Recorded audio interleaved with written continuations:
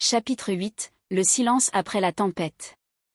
La nuit était tombée lorsque les fantômes corses, abattus par l'échec de leur mission à Villers-sur-Bois, prirent la route pour retourner vers le village des FFI. Le silence entre eux était pesant. Pas un mot n'avait été échangé depuis le repli désastreux, où 3 Sherman avaient été détruits sous les tirs allemands. L'odeur de la fumée et du métal brûlé semblait encore imprégner leurs vêtements. Jérém, alias le patron, restait concentré sur la route, mais son esprit semblait ailleurs, hanté par l'échec. Alors qu'ils approchaient du village, une étrange sensation s'installa. Le ciel s'assombrissait, mais ce n'était pas seulement l'effet de la nuit. Un silence anormal régnait, là où autrefois les rires et les murmures des résistants remplissaient l'air.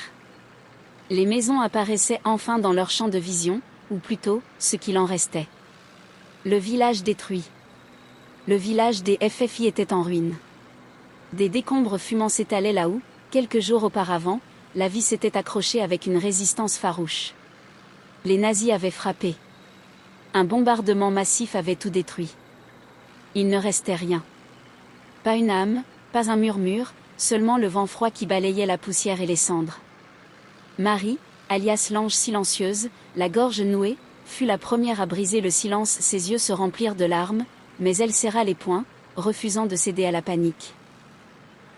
Ils ont tout détruit. Julien, alias la Bible, s'avança vers les ruines de l'église, une main sur sa poitrine, comme pour apaiser la douleur qui montait en lui. Ils n'ont laissé aucune chance. Pas même à ceux qui n'étaient pas des combattants. Ces gens étaient notre famille. Machine resta immobile, fixant les ruines comme s'il ne pouvait pas croire à la scène devant lui. Lucien, et les autres. Ils ne méritaient pas ça. Jérém serra les dents, essayant de rester fort pour ses hommes. Il avait vu ce genre de destruction trop souvent, mais jamais cela ne devenait plus facile. Il prit une profonde inspiration. On ne peut plus rien faire pour eux. Mais on peut honorer leur mémoire. Il ordonna à ses hommes de chercher un endroit où passer la nuit. Ils montèrent un camp près des ruines, autour d'un feu crépitant. Chacun s'assit en silence, les visages éclairés par les flammes vacillantes. Le feu réchauffait leur corps, mais pas leur cœur. Cette nuit-là, quelque chose les poussait à se remémorer leurs aventures, leurs combats, et surtout, les vies qu'ils avaient perdues. Autour du feu, les souvenirs.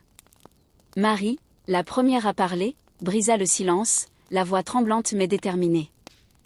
Vous vous souvenez du jour où nous avons traqué le premier officier nazi, le lieutenant Schmitt?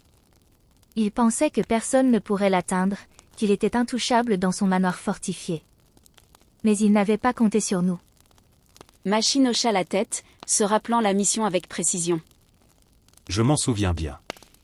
On avait dû nous infiltrer dans les bois pour contourner ses défenses.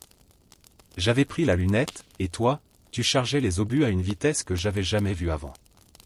Marie lui lança un sourire. C'était toi le tireur d'élite. Moi, je n'étais là que pour te donner ce dont tu avais besoin. Julien, assis un peu à l'écart, murmura en tournant doucement les pages de sa Bible. Le Seigneur nous avait guidés ce jour-là. Schmitt pensait pouvoir fuir ses crimes, mais il a reçu le châtiment qu'il méritait. Le silence revint un instant, chacun repensant à cette victoire, aussi douce que brutale. Machine sourit soudainement, brisant la gravité du moment. Et vous vous rappelez du mariage? Le jour où la Bible nous a mariés, Marie et moi, en plein milieu d'un bombardement. Marie éclata de rire, une chaleur rare dans une situation aussi sombre. Comment pourrais-je oublier? Les obus tombaient tout autour de nous, et toi, tu me tenais la main comme si c'était le jour le plus normal du monde. Julien leva les yeux de sa Bible et sourit. Ce n'était pas un mariage comme les autres, c'est sûr. Mais le plus important, c'est que Dieu était avec nous, même dans ce chaos. Jérém regardait ses hommes, son regard perdu dans les flammes, se laissant bercer par les souvenirs. Puis, contre toute attente, il se mit à parler, quelque chose qu'il faisait rarement. Je n'ai jamais parlé de ma famille. Avant la guerre, avant tout ça. J'avais une femme. Et un fils. De 3 ans, ils ont été tués par les nazis. Un raid sur notre village. Ils ne faisaient pas la différence entre les résistants et les innocents. Ils les ont tous massacrés. C'est pour ça que je me bats. Pour eux. Pour toutes les familles qui ne pourront jamais vivre en paix à cause de cette guerre. Le silence tomba brusquement, le feu crépitant seul dans cette nuit sombre. Jérém poursuivit, les yeux fixés sur les flammes. Je les ai retrouvés après. Ls était là, couché dans la maison où on avait vécu, où on avait ri, où mon fils faisait ses premiers pas. Et il ne restait rien, sauf des cendres. Le silence tomba brusquement, le feu crépitant seul dans cette nuit sombre. Jérém poursuivit, les yeux fixés sur les flammes. Marie, touchée par la douleur dans la voix de Jérém, murmura doucement. Je suis désolée, patron. Je n'avais jamais imaginé que c'était aussi personnel pour toi. Jérém haussa les épaules, mais ses yeux trahissaient l'émotion. On a tous une raison de se battre.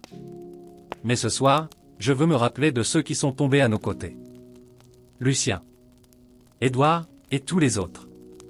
Ils nous ont accompagnés dans cette guerre, et sans eux, on n'en serait pas là. Julien hocha lentement la tête, sa voix basse et solennelle. Le retour au présent. Les souvenirs se succédaient, les anecdotes se mêlaient, rendant le silence de la nuit un peu moins pesant. Le groupe se rappelait des moments de tension, des instants de fraternité, des victoires et des pertes. Mais à chaque histoire, à chaque souvenir partagé, une chose restait claire, ils étaient toujours là, ensemble, malgré tout ce qu'ils avaient traversé. Machine sourit tristement. Ils sont partis, mais ils ne seront jamais oubliés. Chaque bataille que nous livrons, c'est pour eux. On a vécu tellement de choses ensemble, mais je crois que le plus grand combat, ce n'est pas de battre les nazis. C'est de garder un bout de nous intact à la fin de tout ça. Jérém hocha la tête, contemplant les visages de ceux qui étaient devenus sa famille. Et c'est ensemble qu'on y arrivera. Quoi qu'il arrive, on ne lâchera rien. La chaleur du feu se mêlait au froid de la nuit, mais dans leur cœur, les fantômes corses savaient qu'ils pouvaient continuer à avancer. Ce n'était pas la fin. Juste une autre étape dans une guerre sans pitié. Mais cette nuit, malgré la douleur, ils se rappelaient qu'ils étaient plus que des soldats. Ils étaient une famille, unie par les épreuves, et prête à affronter le prochain jour avec la même détermination farouche.